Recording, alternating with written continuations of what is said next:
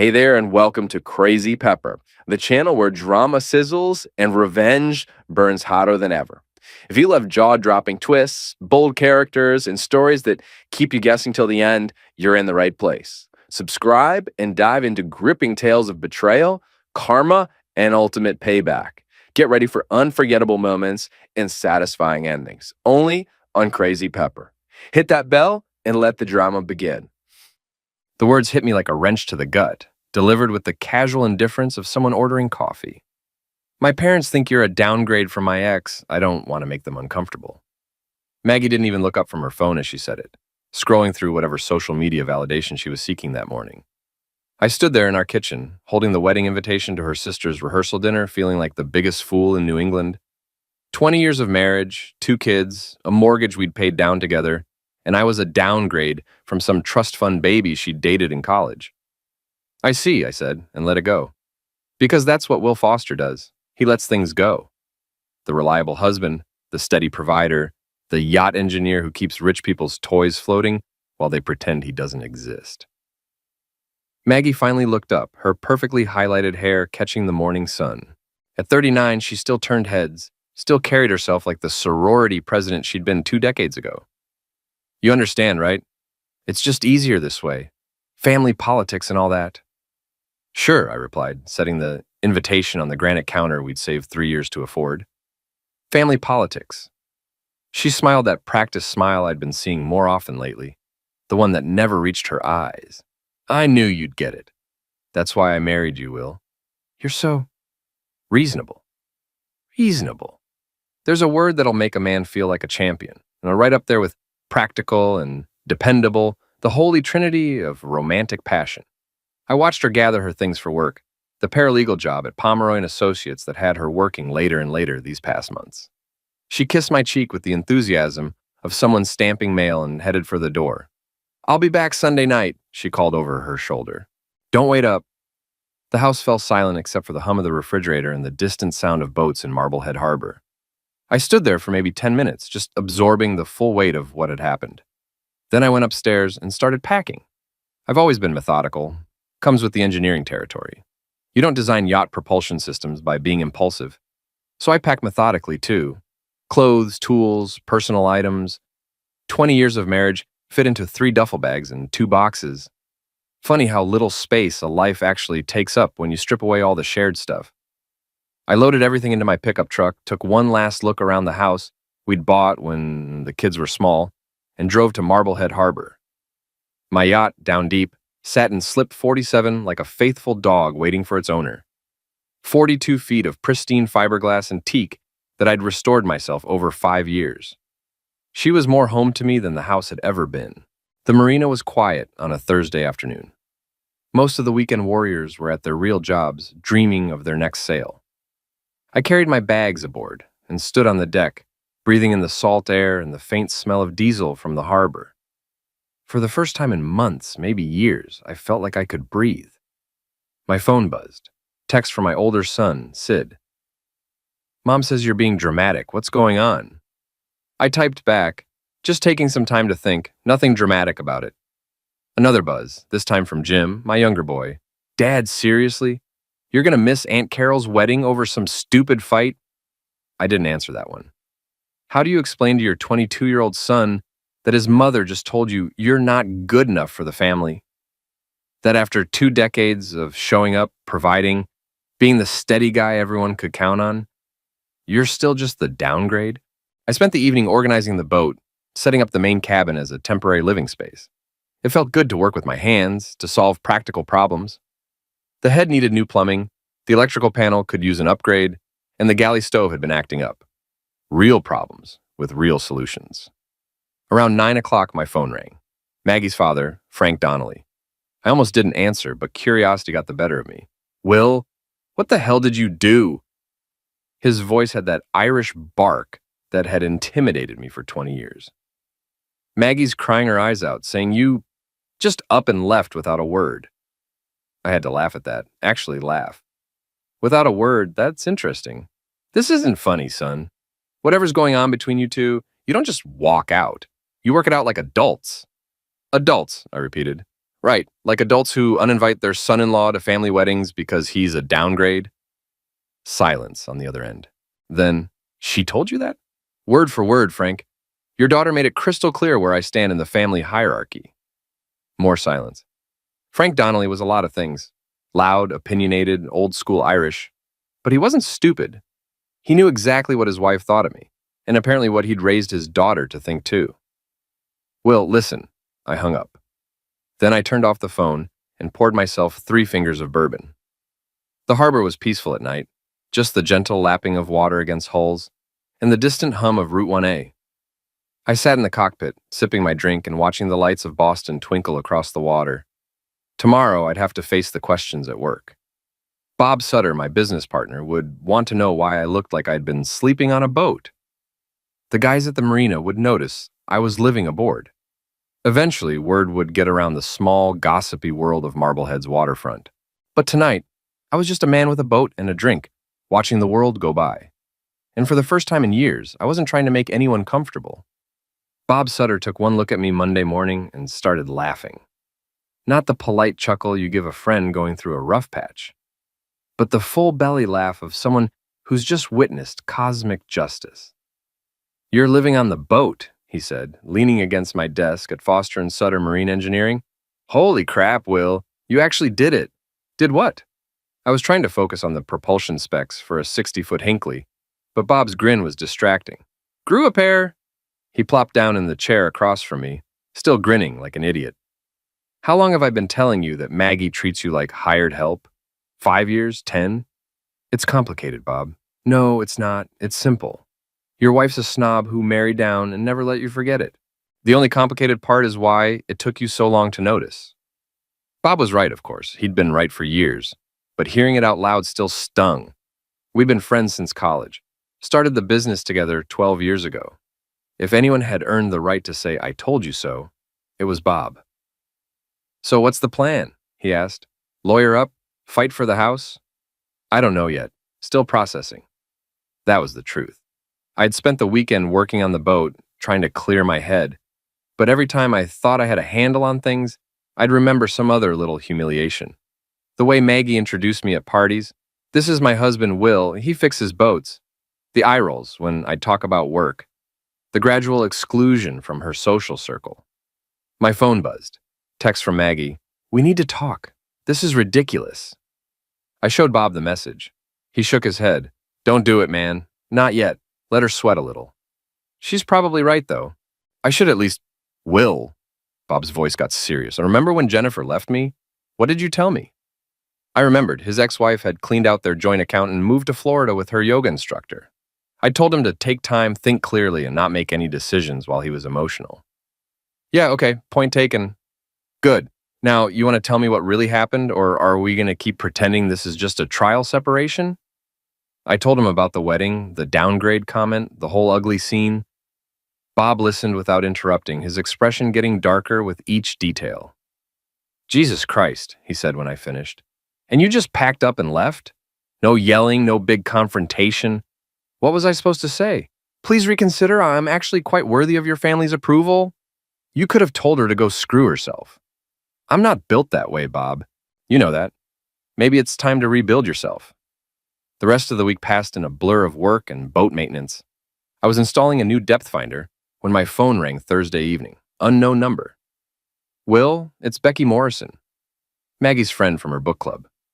They'd been tight since college, one of those friendships based on shared gossip and mutual validation. "Hey, Becky, what's up?" "I just wanted to check on you. Maggie's been, well, she's pretty upset about everything." I waited. Becky was a talker. She'd get to the point eventually. "Look, I probably shouldn't be calling, but I feel like there are things you should know about what's been going on." My stomach clenched. "What kind of things?" "Can we meet somewhere? I don't want to do this over the phone." We agreed to meet at the Landing, a restaurant in Marblehead with enough ambient noise to cover a private conversation. I found Becky at a corner table, nervously shredding a napkin. She looked older than I remembered, stress lines around her eyes. "Thanks for coming," she said as I sat down. "I wasn't sure you would. You said there were things I should know." She nodded, took a deep breath. "Maggie's been seeing someone, from work." The words hit like a physical blow, even though part of me had been expecting them. The late nights, the distance, the sudden concern about my social acceptability, it all made sense now. How long? I asked. 6 months, maybe longer. She's been careful about it, but Becky shrugged helplessly. You know how she is when she's excited about something. She can't help bragging. Bragging. About him. Brett Pomeroy. He's one of the partners at her firm. Divorced, drives a BMW, lives in one of those new condos on the water. Becky's voice was bitter. Everything you're not, apparently. Brett Pomeroy. I knew the name from Maggie's work stories. Mid-40s, silver-haired, and the kind of guy who wore expensive suits and called everyone sport. She'd mentioned him more often lately, always in glowing terms. Brett's brilliant legal strategy. Brett's connections in Boston. Brett's weekend house on the Cape. Why are you telling me this? I asked. Becky looked uncomfortable. Because you're a good guy, Will. You deserve better than being blindsided, and because, she hesitated, because some of us are getting tired of Maggie's act. What act? The poor, misunderstood wife married to a man who doesn't appreciate her. She's been playing that role for months, setting up the narrative for when she finally pulls the trigger. I felt sick. The wedding thing. That was just the opening move. Probably. Make you look unreasonable, like the kind of guy who abandons his wife over nothing. Then when she files for divorce, she's the sufferer. We sat in silence for a moment. The restaurant buzzed with conversation around us. Normal people having normal Thursday night dinners. I envied them. There's something else, Becky said quietly. She's been using your house when you're at work. Brett comes over for lunch meetings. The sick feeling got worse. Our bed, our home, our 20 years of marriage reduced to a convenient location for afternoon sex. I thought about all those days I'd come home to find dishes in the sink, towels in the laundry, little signs that Maggie had been home during the day. I'm sorry, Will, I really am. I thanked Becky and left the restaurant, my mind reeling. The drive back to the marina was a blur. I sat on the boat for hours, drinking bourbon and staring at the water, trying to process everything I'd learned. My phone buzzed around midnight. Text from Maggie. I know you're angry, but this silent treatment is childish. Call me. I stared at the message for a long time. Then I typed back, enjoy your lunch meetings. I hit send and turned off the phone. Tomorrow, I'd start figuring out what came next. But tonight, I just wanted to sit with my anger and let it burn. Friday morning brought rain and a text from my son, Sid. Dad, what's this about lunch meetings? Mom's freaking out. I'd forgotten about family group texts. Maggie had probably seen my message and was now in full damage control mode. I could picture her pacing around our kitchen, crafting her response with the same care she used it all for legal briefs. My phone rang. Maggie. What the hell is wrong with you? No greeting, straight to the attack. Classic Maggie strategy. Good morning to you too. Don't play games with me, Will. What did you mean about lunch meetings? I was standing on the dock, coffee in hand, watching seagulls fight over a discarded sandwich. The rain had stopped, leaving everything clean and sharp. I think you know exactly what I meant. I have no idea what you're talking about. Brett Pomeroy, ring any bells, silver BMW, afternoon visits to our house. Silence on then. You're having me followed? I don't need to have you followed, Maggie. Your friends aren't as loyal as you think. More silence. I could practically hear the wheels turning, trying to figure out which friend had betrayed her confidence. This is insane, she said finally. You're being paranoid and jealous over nothing. Nothing? You're screwing your boss in our bed and I'm being paranoid? The words came out harder than I'd intended. I'm not usually one for profanity, but 20 years of marriage had just been reduced to nothing. We're not, God, Will, you're being ridiculous. Am I? So if I drive over to the house right now, I won't find Brett's BMW in the driveway? Another pause. Longer this time. He's here for a work meeting. We're preparing for a deposition. At 9 in the morning, on a Friday, in our kitchen. It's not what you think. Then explain it to me. Explain the 6 months of late nights. Explain why I'm suddenly not good enough for family weddings. Explain why my wife of 20 years is lying to my face about screwing her boss. Don't talk to me like that. I'll talk to you however I want, Maggie. You lost the right to police my tone when you decided to redecorate our marriage. I hung up and immediately felt better. Bob was right. I'd been too reasonable for too long. time to try a different approach. I drove to the office, my mind churning with possibilities. Bob took one look at my face and grinned. You look like a man with a plan. I need to borrow your camera. The good one, with the telephoto lens. Now we're talking. What's the target? I told him about Maggie's confirmation about Brett being at the house right now. Bob's grin got wider. Surveillance photos? I love it. Very professional. I'm not looking for divorce evidence. I just want to know what I'm dealing with. Bob handed me his expensive Canon with the massive zoom lens. Sure you are. Just remember, stay in public spaces, don't trespass, and don't do anything that'll get you arrested. The drive to my own house felt surreal. I parked 3 blocks away and walked through the neighborhood I'd called home for 15 years. Mrs. Patterson was working in her garden. She waved like always. Mr. Chen was washing his car. Normal suburban Friday morning, except I was sneaking around with a telephoto lens like some kind of private investigator. The silver BMW was there, parked in my driveway like it belonged. Brett Pomeroy's car, sitting where I'd parked my truck for 20 years. I found a spot behind some trees across the street and started taking pictures. Through the zoom lens, I could see into our kitchen. Maggie was there, wearing a silk blouse I'd bought her for Christmas. Brett was behind her, his hands on her waist, nuzzling her neck. She turned in his arms and they kissed. Not a professional peck, but the kind of kiss that made me feel like a voyeur in my own life. I took the pictures, dozens of them. Brett's hands roaming over my wife's body. Maggie laughing at something he whispered. The two of them moving toward the stairs, toward our bedroom. I'd seen enough. I walked back to my truck, hands shaking with rage and adrenaline. The drive to the office passed in a blur. Bob was waiting with coffee and questions. Get what you needed? I showed him the camera's display screen. Bob whistled low. Damn, Will, that's pretty definitive. Yeah. So what's next? Lawyer? Divorce papers? I thought about it. The smart play was probably to document everything, file for divorce, and try to salvage what I could from 20 years of marriage. The reasonable play.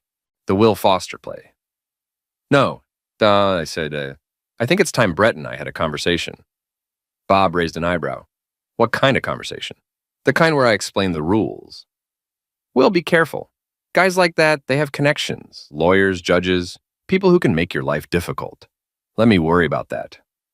I spent the afternoon researching Brett Pomeroy. Social media made it easy. The guy was a walking advertisement for his own success. Photos of his waterfront condo, his BMW, his weekend sailing trips. He belonged to the yacht club, played tennis at the country club, and apparently had never met a camera he didn't like. According to his firm's website, he specialized in corporate law and had been a partner for 8 years. Divorced 2 years ago, no kids.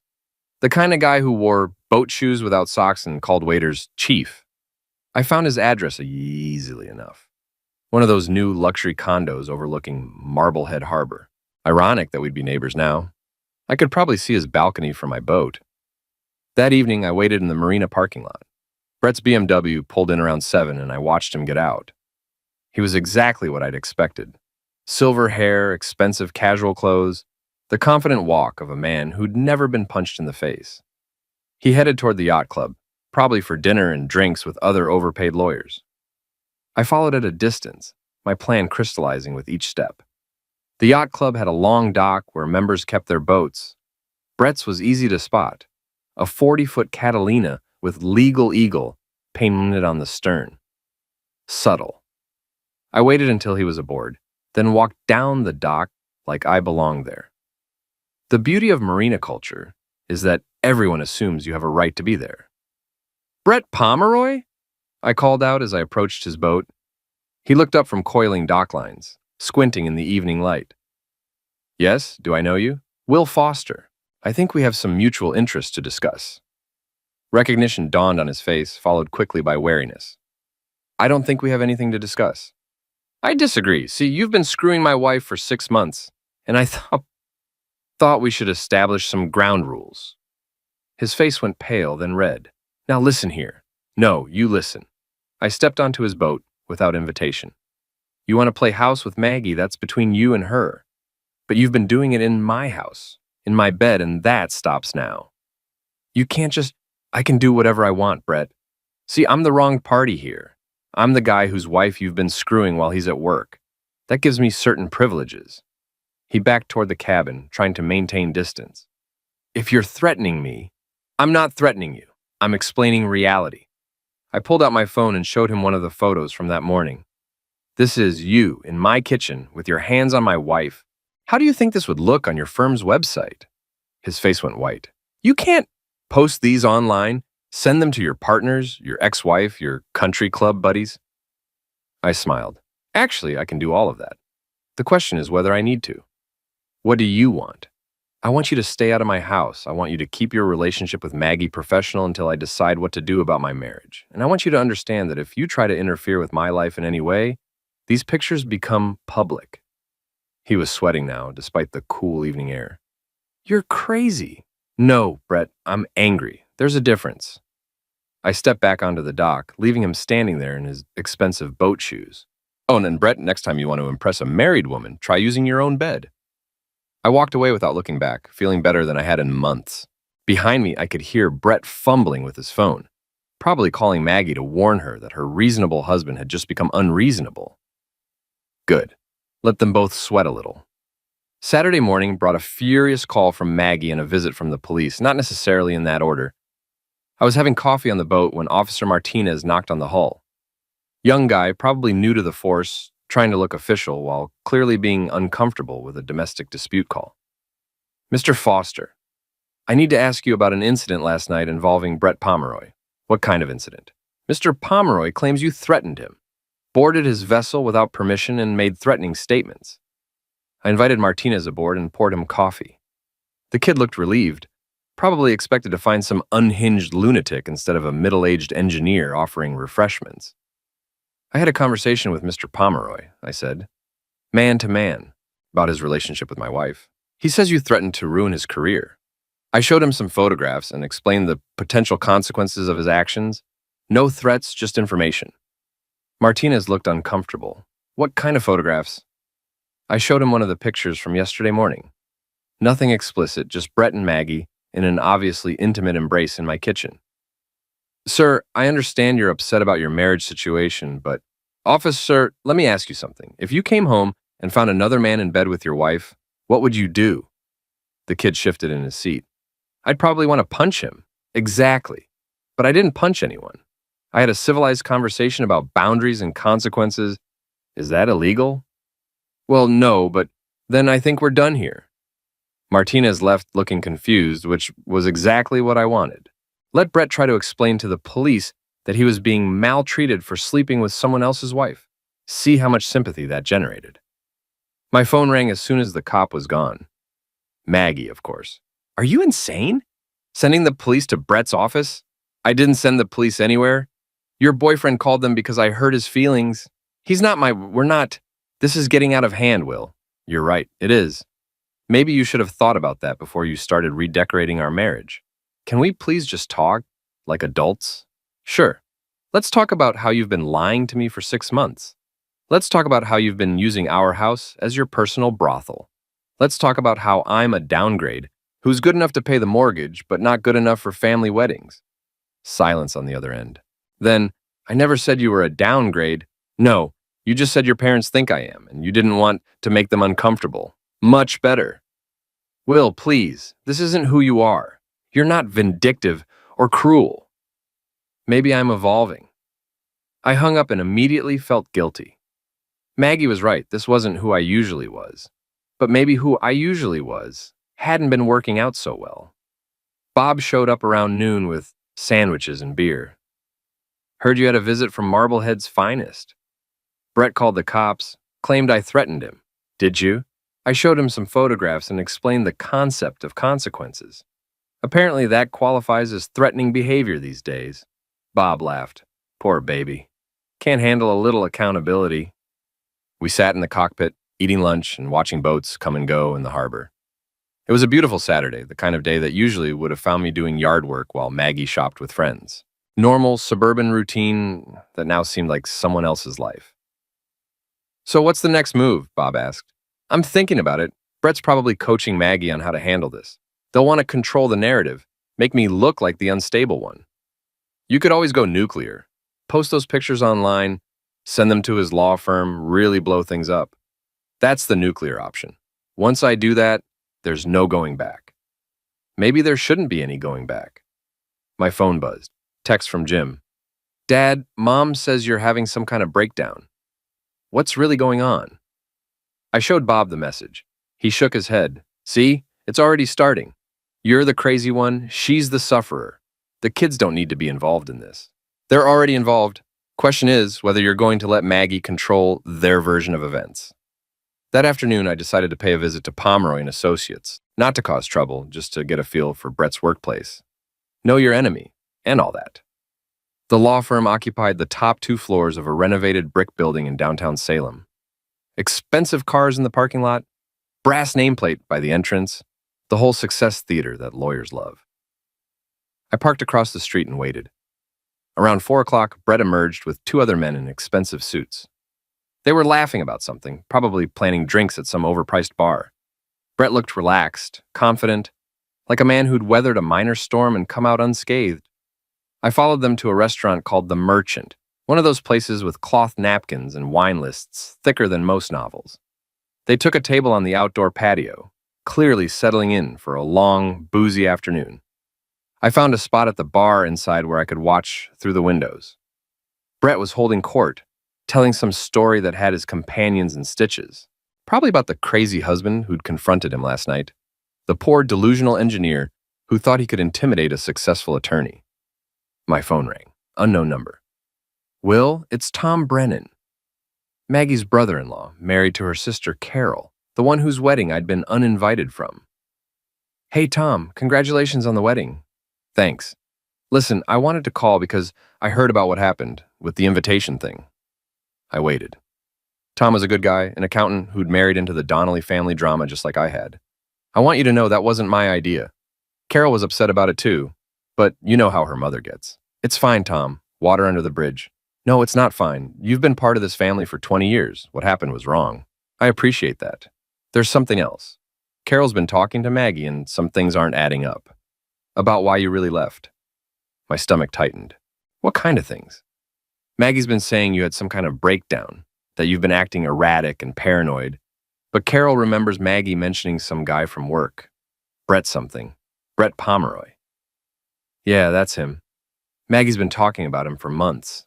How brilliant he is. How successful. Carol thought it was weird, the way she'd bring him up in every conversation. I looked through the window at Brett, still entertaining his audience. It's complicated, Tom. I bet it is. Look, I don't know what's really going on between you and Maggie, but if you need someone to vouch for your character, I'm here. You're not the kind of guy who has breakdowns. After Tom hung up, I sat at the bar nursing a beer and thinking. Maggie was already working on damage control, painting me as unstable while positioning herself as the long-suffering wife. Classic strategy. Make the sufferer look like the aggressor. Brett and his friends were getting louder, their laughter carrying through the windows. I watched him check his phone, probably texting Maggie about his successful day of playing the sufferer with the police. That's when I noticed the woman at the corner table. Mid-40s, well-dressed, sitting alone with a glass of wine and what looked like legal documents. She kept glancing at Brett's table with an expression I couldn't quite read. Our eyes met through the window and she raised her glass slightly. A toast? A greeting? I wasn't sure, but something about her seemed familiar. I paid my tab and walked outside, approaching her table carefully.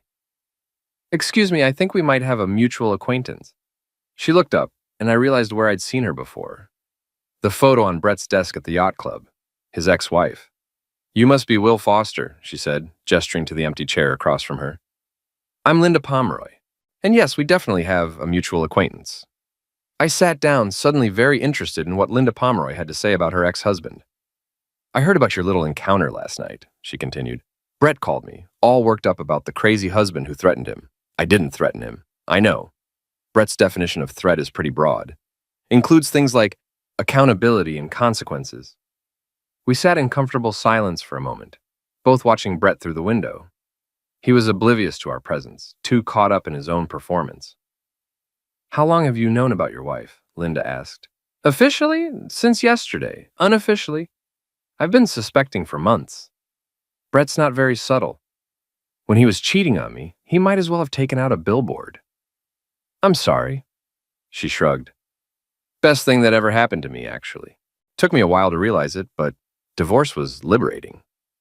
Any advice for someone just starting the process? Linda smiled, and it wasn't entirely pleasant. Document everything. Brett's arrogant. He thinks he's untouchable because he's a lawyer. But arrogance makes people sloppy. She reached into her purse and pulled out a business card. My attorney. She specializes in cases involving professional misconduct. Tell her I sent you. I pocketed the card, feeling like I'd just been handed a weapon I didn't know I needed. One more thing, Linda said as I stood to leave. Brett's up for senior partner this year. The firm's very conservative about image and reputation, just something to keep in mind. I walked back to my truck with Linda's words echoing in my head. Brett was up for senior partner. The firm cared about image and reputation. And I had photographs of him in a compromising position with a married woman. Maybe it was time to stop playing defense and start playing offense. Sunday brought an unexpected visitor to the marina. I was working on the boat's electrical system when I heard heels clicking on the dock. Maggie, dressed in what I called her serious conversation outfit, black slacks, white blouse, minimal jewelry. The uniform she wore when she needed to project authority. We need to talk, she said without preamble. Do we? Because yesterday you thought I was having a breakdown. She stepped aboard without invitation, settling into the cockpit like she belonged there. I never said you were having a breakdown. No. You just told the kids I was having one. And Brett. And probably half your book club. I said you were under stress, which you obviously are. I set down my wire dancers and gave her my full attention. 20 years of marriage had taught me to recognize her negotiating face. What do you want, Maggie? I want to fix this. Us. Our marriage. By fix this, you mean what exactly? Stop screwing your boss? Move out of his condo? Pretend the last 6 months never happened? She flinched at the language. Maggie had always hated profanity, claimed it was a sign of limited vocabulary. I want us to try counseling, work through our problems like adults. Our problems? That's interesting. I thought our problem was that you've been cheating on me with Brett Pomeroy. It's not that simple. Sure it is. You made a choice. You chose to have an affair instead of talking to me about whatever was wrong with our marriage. You chose to lie to me for 6 months. You chose to use our house as your personal love nest. Those were all choices, Maggie. Your choices. She was quiet for a moment, staring at the water. When she looked back at me, there were tears in her eyes, real ones, not the manufactured variety she used for courtroom juries. I know I screwed up, she said quietly. I know I hurt you. But throwing away 20 years over a mistake seems extreme. A mistake? You've been planning to leave me for months. The wedding thing was just the opening move. That's not true, isn't it? Becky told me about the narrative you've been building. Poor Maggie, stuck with a husband who doesn't appreciate her. Setting up the story for when you finally pull the trigger. Maggie's face hardened. Becky had no right to tell me the truth? To warn me that my wife was planning to blindside me? She doesn't know what she's talking about. Doesn't she? So you haven't been complaining about me to your friends? You haven't been painting me as the problem in our marriage while you were screwing your boss? Maggie stood up, her brief moment of vulnerability over.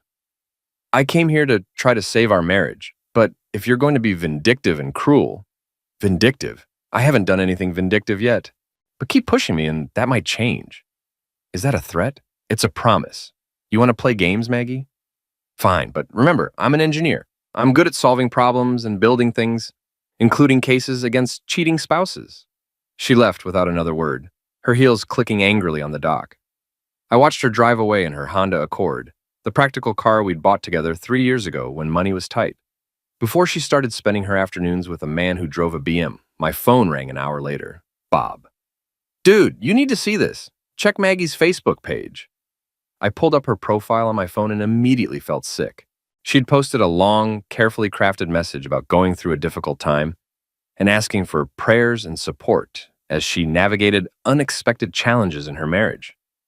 The comments were already pouring in, friends offering sympathy, asking what they could do to help, expressing shock that Will and Maggie Foster were having problems. She's playing the sufferer card, Bob said, making herself look like the innocent wife whose husband suddenly went crazy. I see that. You need to respond. Tell your side of the story. I'm not going to air our dirty laundry on social media. Then she controls the narrative. Is that what you want? I thought about Linda Pomeroy's advice. Document everything. Brett's arrogant. Arrogance makes people sloppy. No, I said, but I'm not going to fight this battle on Facebook. That evening, I drove to Brett's condo complex. The Marblehead Shores development was one of those luxury projects that had sprouted along the waterfront, all glass and steel and artificial sophistication. Brett's unit was on the third floor with a balcony overlooking the harbor. I parked across the street and waited. Around 8 o'clock, Maggie's Honda pulled into the visitor parking. I watched her get out, check her reflection in the car window, and head for the entrance. She had a key. My wife had a key to her lover's condo.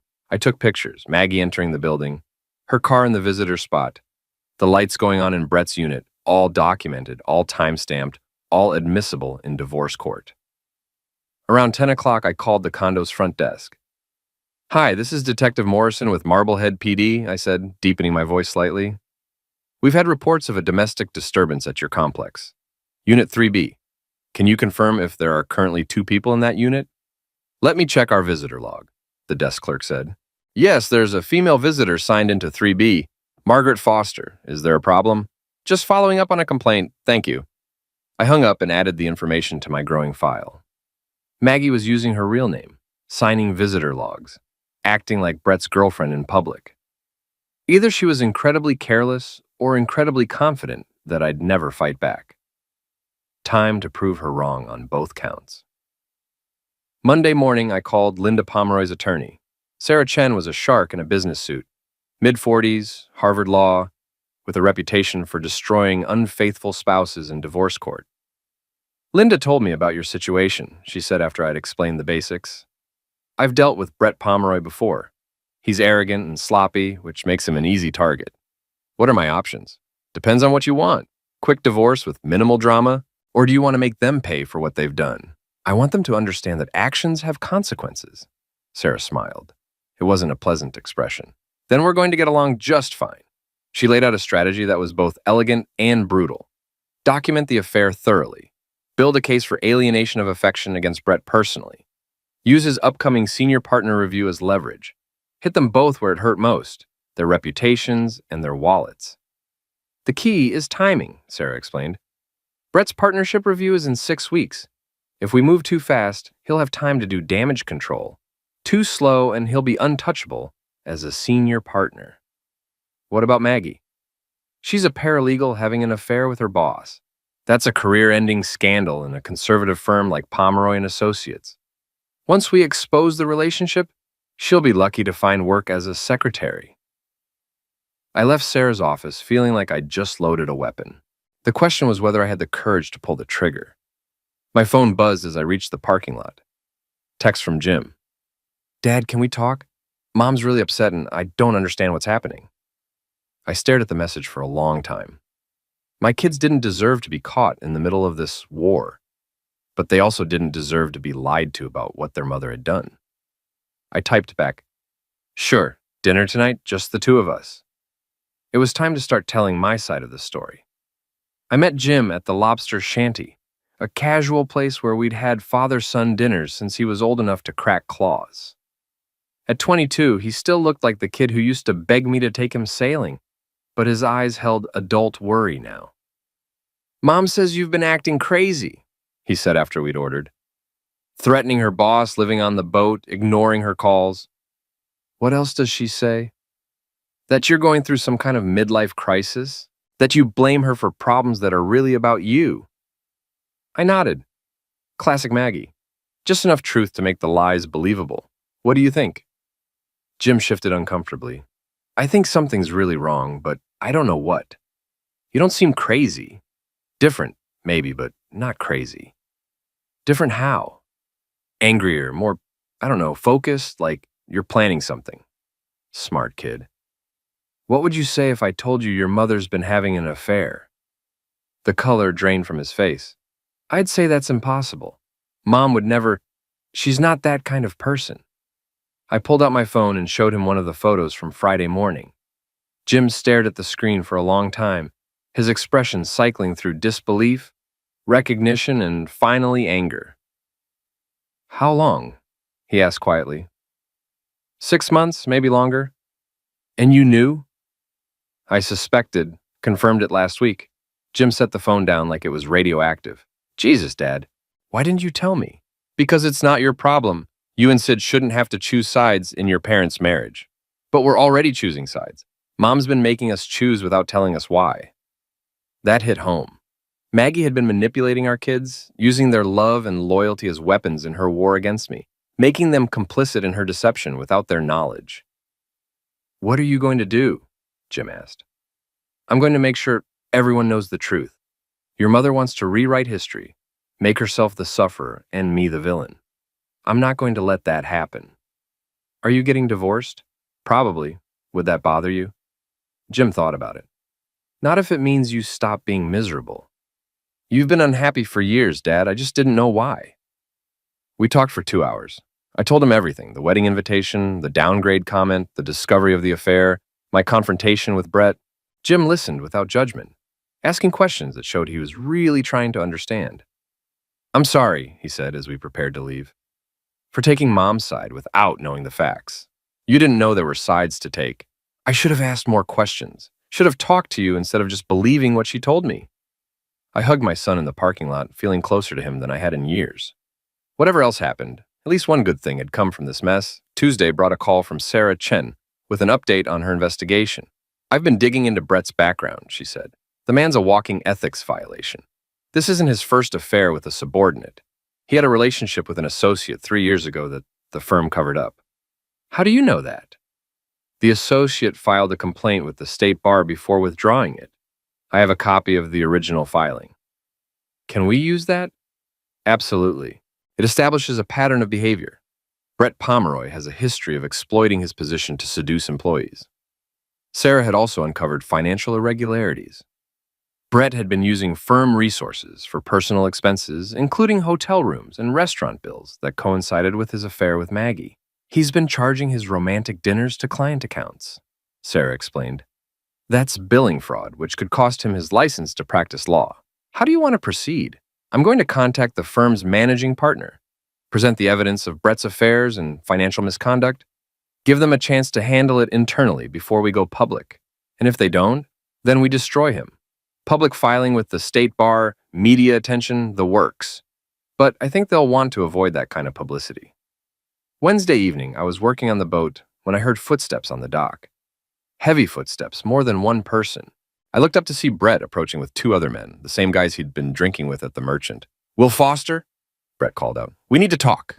I set down my tools and stood up. About what? About this maltreatment campaign you've been running. The photographs, the threats, the lies you've been spreading. I haven't spread any lies. You told the police I was having an affair with your wife. Are you? Brett's face reddened. That's none of your business. Actually, it's exactly my business. She's my wife. One of Brett's companions stepped forward. Tall guy, expensive suit, probably another lawyer. Mr. Foster, I'm David Marshall from Pomeroy and Associates. We're here to inform you that any further maltreatment of Mr. Pomeroy will result in legal action. What maltreatment?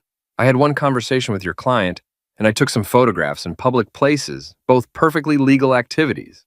You're stalking him, Marshall said. Following him to restaurants, taking pictures of his home. I'm documenting my wife's affair. Again, perfectly legal. Brett was getting agitated. You can't just, this is crazy behavior.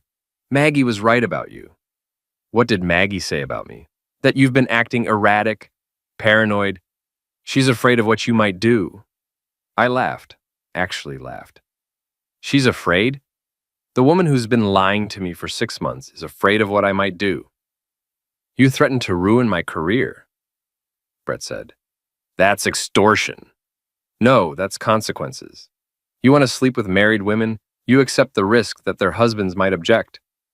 Marshall stepped closer, trying to intimidate me with his size. And Mr. Foster, I'm advising you to cease all contact with Mr. Pomeroy. No more photographs, no more following him, no more confrontations. Or what? Or we'll seek a restraining order.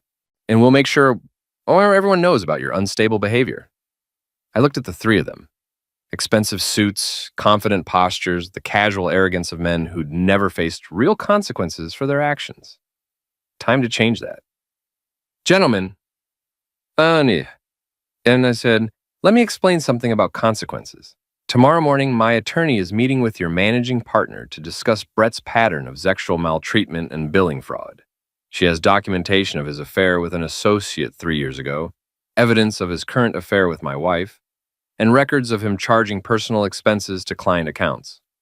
The color drained from Marshall's face. Brett looked like he'd been punched. You're bluffing, Brett said, but his voice lacked conviction. Am I? Want to bet your partnership on it? I pulled out my phone and showed them a photo of Maggie entering Brett's condo. This was taken Sunday night. My wife using a key to enter your client's residence. I have dozens of similar photos, plus witness statements, financial records, and hotel receipts. Marshall grabbed Brett's arm. We need to go. Now. Wait, Brett said, panic creeping into his voice. What do you want? Money? I don't want your money, Brett. I want you to understand that actions have consequences. You thought you could screw my wife and destroy my marriage without any repercussions. You were wrong. They left quickly, their confident swagger replaced by worried whispers. I watched them hurry down the dock like men fleeing a fire. My phone rang an hour later. Maggie, hysterical. What did you do? Brett's been calling me, saying you've ruined everything. I told him the truth about consequences. You can't destroy his career over this. He has a family, responsibilities. He should have thought about that before he started screwing my wife. Will, please, we can work this out. We can all be adults about this. Adults? You want to talk about being adults? Adults don't lie for 6 months. Adults don't use their marital home as a brothel. Adults don't try to gaslight their spouses when they get caught. You never what, Maggie? Never lied, never cheated, never tried to make me look crazy when I started asking questions? Sons. Then, quietly, what do you want? I want a divorce. Clean, simple, no fault. You can have the house. I'll take the boat. We split everything else down the middle. And Brett? Brett's career is between him and his law firm. But if he ever comes near me again, I'll make sure those photos end up on every legal blog in Massachusetts. You're not this person, Will. This vindictive, cruel person. This isn't who you are. Maybe it's who I needed to become. I hung up and sat in the cockpit watching lights twinkle across the harbor. Tomorrow, Sarah would present our evidence to Pomeroy and Associates. By afternoon, Brett's partnership dreams would be over. By evening, Maggie would be looking for a new job. Justice wasn't always pretty, but it was necessary, and after 20 years of being reasonable, it felt pretty good to be right. The storm was almost over. Time to see who was left standing when the winds died down.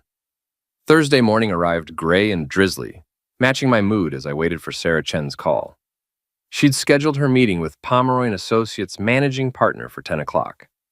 By noon, I'd know whether Brett Pomeroy's career would survive his collision with consequences. The call came at 11:47. It's over, Sarah said without preamble. Brett's been terminated, effective immediately. I felt a surge of satisfaction mixed with something that might have been pity. Might have been. What about Maggie? Also terminated? The managing partner was very clear. They can't have employees engaging in affairs with partners. Bad for morale, worse for liability. How did Brett take it? About as well as you'd expect. Lots of shouting about unfair treatment and personal vendettas.